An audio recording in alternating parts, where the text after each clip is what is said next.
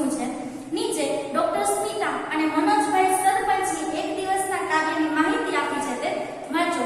એક ગામ છે ને એક ડોક્ટર અને સરપંચ. ડોક્ટર છે ડોક્ટર સ્મિતા અને સરપંચ છે મનોજભાઈ, અને આપણે એને એક દિવસના ને કયા કયા કામ કર્યા એની માહિતી આપી છે, આપણે વાંચવાની છે. તારીખ આપી છે ડેટ 26/1/2012 એટલે કે 26મી જાન્યુઆરી અને થર્સડે છે. હવે ડોક્ટર સ્મિતાની આપણે પહેલા એક્ટિવિટી જોઈ લઈએ. પહેલું કામ છે હોઇસ્ટેડ ફ્લેગ એટ હાઈસ્કૂલ. હોસ્ટ કરવું કે હોઇસ્ટ કરવું એનો મતલબ એમ કે ફરકાવવું. ફ્લેગ એટલે ધ્વજા અથવા ઝંડો. એટ હાઈસ્કૂલ, હાઈસ્કૂલ એટલે કે ઉચ્ચતર શાળા. હાઈસ્કૂલ માટે શું કર્યું છે ડોક્ટર સ્મિતાએ? તો કે પહેલા ઝંડો ફરકાવ્યો છે. પછી ડિલિવર્ડ અ લેક્ચર એટલે કે સભા યોજાણી છે, એમાં બધાને એક વિદ્યાર્થીઓને એક લેક્ચર આપેલો છે.